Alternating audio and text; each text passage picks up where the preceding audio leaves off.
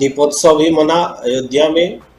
जी। और इन सब के बीच राजनीतिक गतिविधियां भी आगे बढ़ रही हैं। राहुल गांधी इस दिवाली में छुट्टी पर दिल्ली आए, ये सारी चीज़ें हुई हैं।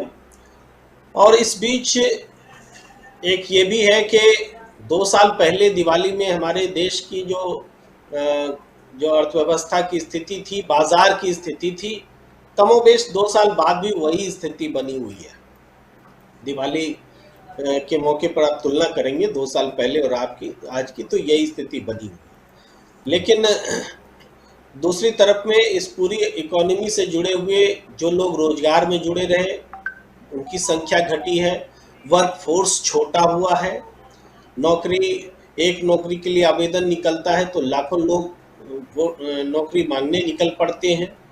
और उत्तर प्रदेश और गुजरात दोनों की स्थिति का आकलन करें तो सरकार वहाँ जितना बेरोजगारी बताती है, उससे 2 गुना से ज़्यादा आवेदन और लोग अभ्यर्थी नजर आते हैं। जब अभ्यर्थी मौजूद हैं, नौकरी मांगने वाले, अगर 25 लाख 30 लाख अगर अभ्यर्थी मौजूद है उत्तर प्रदेश में या उसी हिसाब से गुजरात में, तो उसके आधी की संख्या बताई जा रही कि इतने ही बेरोजगार हैं। तो इससे बड़ा आश्चर्य और क्या होगा। यानी बेरोजगारी के सरकारी आंकड़े को नौकरी मांगने वालों का जो आवेदन है, उनकी जो संख्या है, वो सीधे चुनौती दे रही है। आंकड़े छुपाए जा रहे हैं। आंकड़े अभी भी आए, सीएजी भी आंकड़ा दे रहा है, वो भी पूछ रहा है। पहले सीएजी बेरोजगारी के आंकड़े बता रहा था, तो आपको याद होगा कि लोकसभा चुनाव से पहले उसको झुठला दिया गया था, और लोकसभा चुनाव जब खत्म हुआ तो उसी आंकड़े को मान लिया गया। और आज अब सीएजी जैसी संस्था का भी दुरुपयोग होने लगा है। लेकिन इन सबके बीच में क्या है कि ये यात्रा जो उत्तर से दक्षिण से उत्तर की ओर बढ़ रही है, ये गैर राजनीतिक होते हुए भी राजनीति को कितना निर्धारित कर रही है, निर्देशित कर रही है, ये देखने की मार्केबल है बात है, जरूरत है। एक तो भारतीय जनता पार्टी की सियासत को इसने बदला है। इस यात्रा ने भारतीय जनता पार्टी की चुनावी रणनीति में अब यात्राएं शामिल हो गई हैं। स्थानीय स्तर पर गुजरात में भी दिख रहा है, और दूसरे कर्नाटक में भी आपने बताया कैसे यात्रा बीजेपी ठान रही है। तो ये बीजेपी की सियासत को ये यात्रा प्रभावित कर रही है। क्यों प्रभावित कर रही है? ऐसा तो है नहीं, बीजेपी तो राहुल गांधी को पप्पू मानती थी, कांग्रेस मानती थी कि कांग्रेस है तब हम हैं, तो कांग्रेस रहेगी और हम लड़कर के जीतते रहेंगे। लेकिन आज कांग्रेस के मुकाबले वो अपने आप में संशोधन कर रही है, अपनी राजनीतिक रणनीति को बदल रही है। तो इसका कारण राहुल गांधी की ये यात्रा है, जिसका इम्पैक्ट है। राहुल गांधी की यात्रा का जो इम्पैक्ट नजर आ रहा है, वो इम्पैक्ट आप विजुअली दिखा रहे हैं कि जनता कैसे इस यात्रा से जुड़ रही है। तो इसका एक पहलू ये भी है कि जो बीजेपी शासित राज्य होंगे वहां इस यात्रा को कैसे लिया जाएगा। तो कर्नाटक में हमने देखा है, और बहुत जल्दी महाराष्ट्र में देखने वाले हैं। महाराष्ट्र में भी अगर इस यात्रा का इसी तरीके से वेलकम हुआ, तो हम आपको एक बात और याद दिलाना चाहते हैं राजीव जी, कि अभी सुब्रमण्यम स्वामी का एक दिन पहले का ट्वीट देख लीजिए। सुब्रमण्यम स्वामी ने बहुत मजबूती से दो अलग अलग ट्वीट्स हैं, एक की मैं अभी चर्चा कर रहा हूं, दूसरे की भी करूंगा।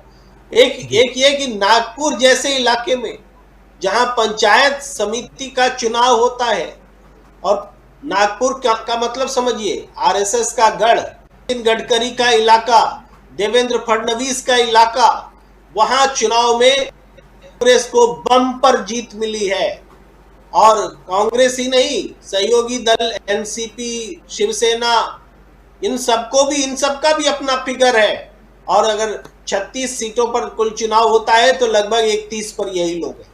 बीजेपी की ये जो दुर्दशा हुई है महाराष्ट्र में, जहां पर की डबल इंजन की सरकार है, जहां पर की आरएसएस की भी सरकार समझ लीजिए नागपुर है, वहां अगर ये बीजेपी को करारी हार का सामना करना पड़ रहा है, तो ये राहुल गांधी की यात्रा का इम्पैक्ट है। उस यात्रा के कारण महंगाई का मुद्दा, बेरोजगारी का मुद्दा, सीमा की सुरक्षा का मुद्दा, ये सारे मुद्दे जो अहम हो गए हैं जनता के जनता के दिलों पर अब छाने लगे हैं। और इसी तरीके से, इसी उदाहरण के साथ सुब्रमण्यम स्वामी ने कहा है कि सीमा असुरक्षित हो गई है, महंगाई बढ़ गई है और महाराष्ट्र जैसे प्रदेश में बीजेपी इस तरीके से हार रही है तो समझिए 2024 का में क्या होने वाला है, बीजेपी चेत क्या है। ये एक महत्वपूर्ण बात हुई है इस, और हम बोलते हैं अगर इसी बात को तो राजीव जी बोलते हैं कि आप तो रोज आते हैं यही बात बोलते हैं। तो सुब्रमण्यम स्वामी कह रहे हैं, सुब्रमण्यम स्वामी से तो हम एक्सपेक्ट नहीं करते थे कि वो ऐसा बोलेंगे, लेकिन सुब्रमण्यम स्वामी कह रहे हैं कि ये स्थिति है। तो जब महाराष्ट्र से गुजरेंगे और उसके आगे जब ये यात्रा बढ़ेगी तब उसके बाद राजनीति जो बदल रही है वो और स्पष्ट क्रिस्टल क्लियर होकर के सामने आने लगेगी, ऐसा हमें लगता है। राहुल गांधी जी की यात्रा, जिसको मैंने पहले भी कहा कि इसने देश की राजनीति को बदलने का काम किया है, और मैं ये देख रहा हूं कि जो प्रधानमंत्री नरेंद्र मोदी जी पकौड़ा तलने को रोजगार बता रहे थे, याद कीजिए ना, 2015 की तो बात है, पकौड़ा तलने को रोजगार बता रहे थे, और आज जब 7 साल बाद वो रोजगार मेला लगा रहे हैं तो पकौड़े वालों का ही मेला लगा देते ना, पकौड़े वालों का ही मेला लगा देते। तो ये जो परिवर्तन आया है, ये राजनीति बदलने का परिवर्तन, यानी काम राहुल गांधी कर रहे हैं, फर्क नरेंद्र मोदी जी में दिख रहा है। इससे बड़ा और प्रमाण क्या हो सकता है कि राहुल गांधी यात्रा निकाल रहे हैं और असर दिख रहा है नरेंद्र मोदी जी पर। यह सबसे बड़ा परिवर्तन है। असर दिख रहा है आरएसएस पर, भाई वो मुसलमान नेताओं से मिल रहे हैं, कैसे मुस्लिम नेताओं को एकजुट किया जाए वो देख रहे हैं, वो मस्जिद भी जाने लगे हैं, ये सारी चीजें उनमें नजर आ रही हैं। यानी परिवर्तन, यहाँ पर राहुल गांधी यात्रा निकाल रहे हैं और परिवर्तन कहीं और हो रहा है।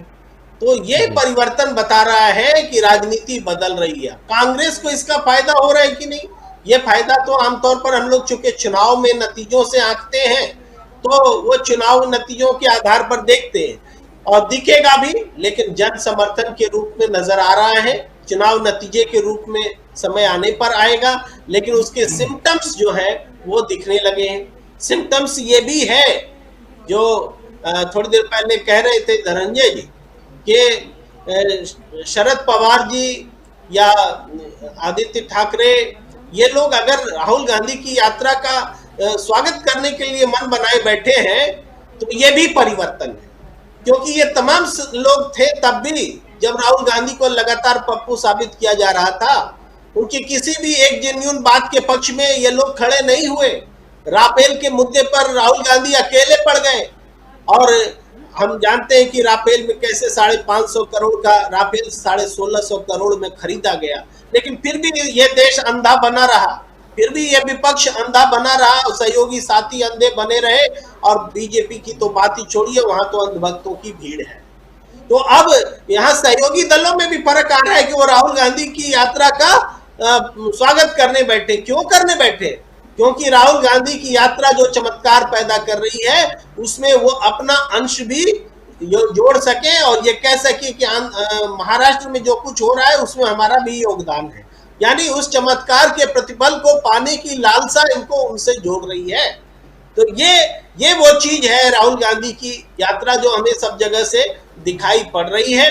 और चुनाव के नतीजों पर या सांगठनिक रूप में तो अभी देखने वाली बात होगी, लेकिन इसमें कोई शक नहीं कि ये 2022 में राहुल गांधी ने अध्यक्ष पद तो इन्होंने छोड़े हुए लोकसभा चुनाव के बाद ही का वक्त था, 3 साल हो गए, लेकिन 3 साल बाद राहुल गांधी का ये नया अवतार है, नया स्वरूप है राजनीति में, और इस स्वरूप ने कांग्रेस को आमूल-चूल परिवर्तन बदलने की दिशा में बहुत तेजी से आगे बढ़ाया है, देश की राजनीति को बदला है और बीजेपी और सहयोगी दलों को भी बदलने के लिए विवश कर दिया है।